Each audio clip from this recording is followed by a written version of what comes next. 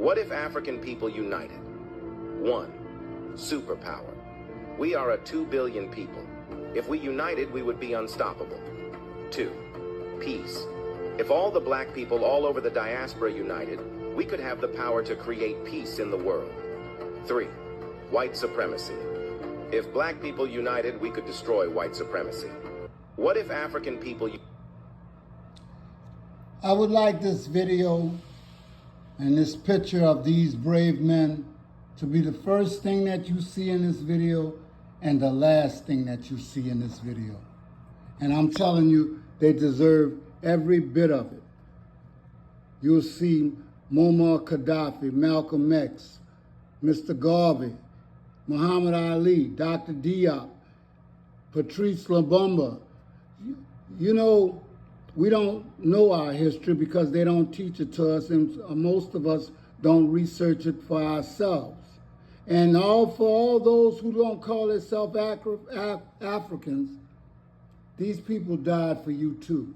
Whether you call yourself foundational Black Americans, Black Indians, Black whatever, they died for you anyway. Now, let's hear from somebody else who is an activist, who was an activist, and somebody that had more courage than I think the 10 activists that we could name as in this present day. His old name was Stokely Carmichael, but we will call him Kwame Ture. Many of our people's minds have been whitewashed. If a Negro comes up to you and you turn your back on him, you've got to run to the honky. We're going to take time and patience with our people because they're ours. They're ours. All of the Uncle Toms, we're going to sit down and we're going to talk. We need each other. We have to have each other for our survival. We have to have each other. From the revolutionaries to the conservatives, a Black United Front is what we're about. For 400 years, she taught you white nationalism and you lapped it up. You taught it to your children. You had your children thinking that everything black was bad. Black cows don't give good milk. Black hens don't lay eggs. Black for funerals, white for weddings. That's white nationalism. Santa Claus.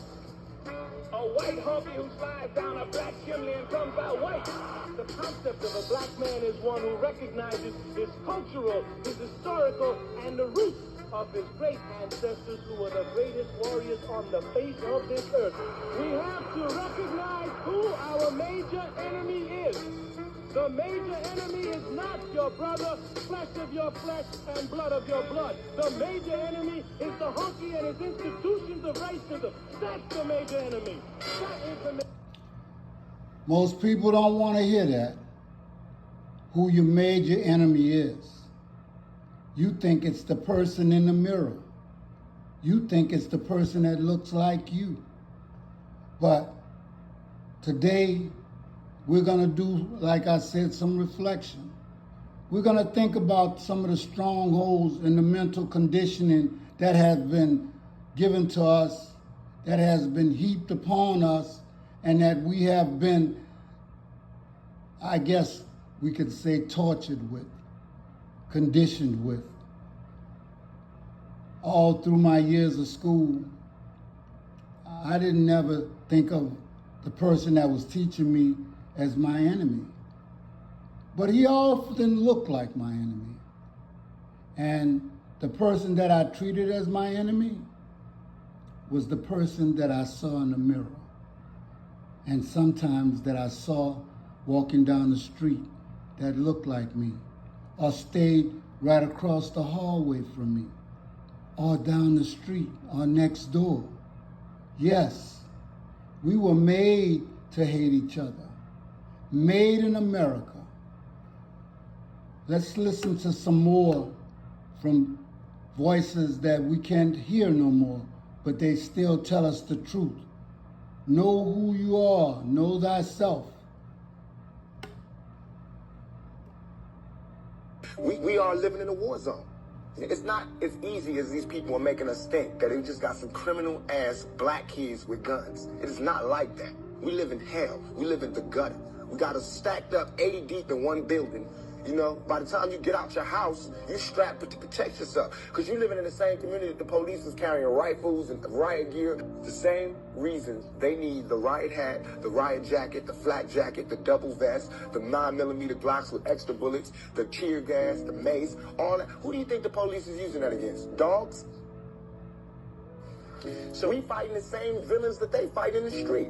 But instead of them seeing us fighting villains in the street, we all villains. But at this level, all we're trying to do is unite. And right now, as a year, we got 1 million people that's listening. Now we can tell them something. Now we can try to get them that way. And we might lose some. We might gain some. But we would never even have that audience had we not said what was real. You know what I'm saying? And the main thing for us to remember is that the same crime element that white people are scared of, black people are scared of. The same crime element that white people fear, we fear. So we defend ourselves from the same crime element that they scared of. And while they waiting for legislation to pass and everything, we next door to the killer. We next door to him, you know, because we up in the projects where it's 80 in the building. All them killers that they letting out, they right there in that building. But it's better, just because we black, we get along with the killers or something? We get along with the rapists because we black and we from the same hood? What is that? I'm going to stop right there. Do you know that black folks have $1 trillion worth of spending power, but it goes back to the people who actually allowed them to earn it? Yes, you are allowed to earn money in America by the sweat of your brow. You have to work for it, but they say you're lazy. But you built the foundation of this country with your backs, but you're lazy. You don't see a whole lot of white laborers, Chinese laborers. Most laborers you see used to be black folks, but now they call them Latinos, okay? They take up all the jobs that we used to have. But I have to be honest with you. You see, this country was taken from Mexico, from France, Spaniards. I mean, you got to understand, all of us are from the same root, but we hate hearing that. But you know, I would love for y'all to dig a little deeper. Stop looking at TV and YouTube and all these other places for the truth and read for yourself. And don't think that just because you're in a church or you talking to your brother, and that goes for me too, that they're going to tell you the truth. Because the truth is subjective sometimes. If they figure they can get $1 from you without telling the truth, they will not tell you the truth because they want you to be ignorant. People prey on ignorance.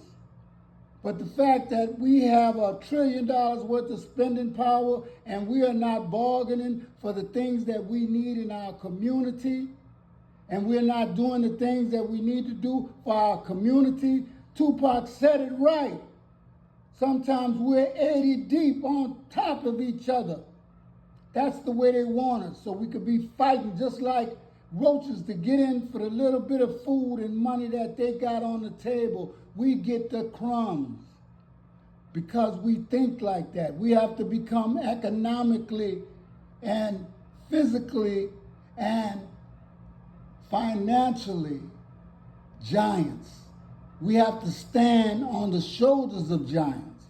We have a foundation and we're smart. We just don't use it, and then we lack knowledge and information. But you won't trust your true brothers. See, because if one person lied to you, you understand, and he looks like you, you'll never trust him. But you know that European, he's been lying to you all your life, and you trust him with your life.